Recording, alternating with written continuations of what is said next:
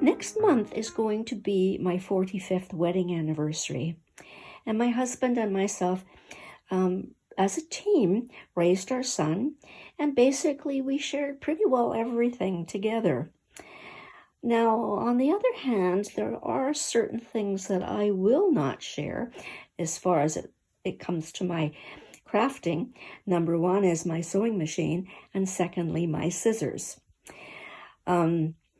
I just would be horrified to find my cloth scissors being used to cut wire or used as a jar lever to open a jar. So therefore, I've decided to make myself a scissor cape to hide my precious tools. And this is exactly what I mean. My good cloth scissors going to be used to cut open a bag. That's an absolute no-no. My scissor keep project to keep the scissors away from my wonderful husband. So what I did was I used hardboard or mat board. I used that flimsy old terry sheet that I've been working with, and I interfaced all the pieces and made the keep. So this pattern on the ice cream scissor holder is a Lisa Pay pattern that I did probably a couple of years ago, and I thought I'd incorporate it into this project. So this is the front, which holds my very best scissors. On the side we have the spine, which I've decorated with some different little sewing motif. On the back is more scissor holder area. And of course my heart's incorporated, and there's lots more room for more scissors. Now on the inside, what I've done is I put on 2 pockets. Here's one side, 2 pockets where I can put my scissors. I put the heart in on the bottom, which will store my tweezers, and then I put my clippers on the inside, on the front.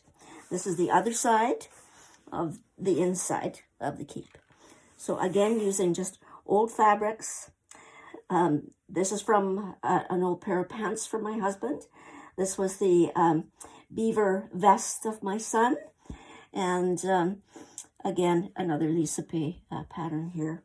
So that's the scissor keep, to keep all of my treasured scissors out of reach.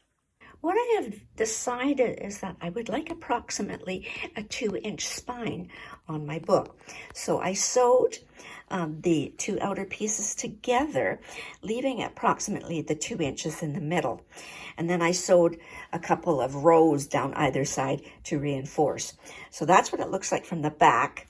And then this is what it looks like from the front.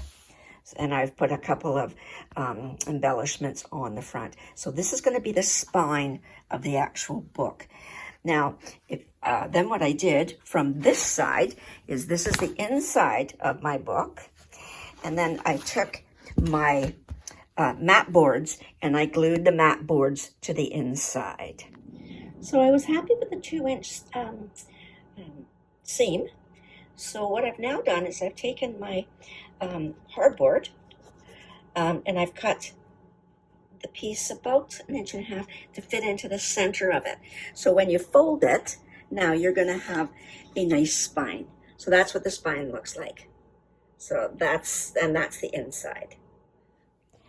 I've used double-sided tape onto the board, the mat board, and because I didn't really want to glue it, because I didn't want the glue to seep through the front of the book. So it's not going to be washed or anything, so this method probably should work okay. Make sure that you align the seams before you put the front and the back together. So I align them, and now what I'm going to do is just put a clip on them to hold them. So at this point, you've put the 2 pieces, the front and the back, together. So this is what it looks like on the front. And then when you turn it over, this is what you're going to find on the inside. What I'm going to do now is I have the 2 fabrics and the board securely fastened. Now what I'm going to do is I'm going to take my cording foot to my machine. I think most machines come with a cording foot. And I'm just going to take it to my machine and then come along the edge of the mat board and stitch all the way around.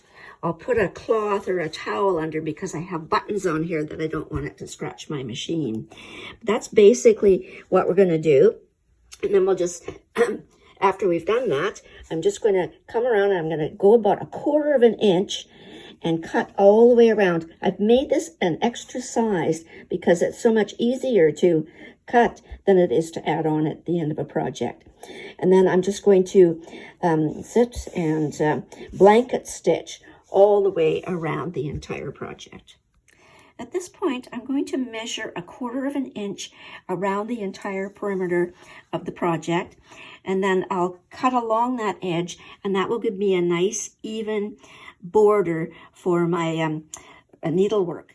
Now it's all ready to do the blanket stitching around the edge, and by cutting it, it gives us a nice even finish. So when I go to do the blanket stitch, I'll use the stitching on the inside as my guideline for each stitch, so they'll be nice and even. I was pleased with the decorative stitching on the front, but I would have I should have gone the 1/4 inch on for the edge of the book instead of, I went a 1/2 inch. So not overly happy with that 1/2 inch, but it would have been much harder to do my blanket stitch with that 1/4 inch border. The other thing I didn't take into consideration is the weight. By the time I got all of my scissors in there, it's pretty heavy. So that, instead of putting it upright, I think what I'll do is just leave it on my sewing table so that I've got access to it quite nicely as I start my projects. So again, it's probably saved my marriage for another year. And most people, you could have gone out and you could have bought a lock and a key, but I had a lot of fun doing this. So I really enjoyed it. So I hope you enjoyed the videos that accompany this, and happy sewing. Thanks a lot for watching.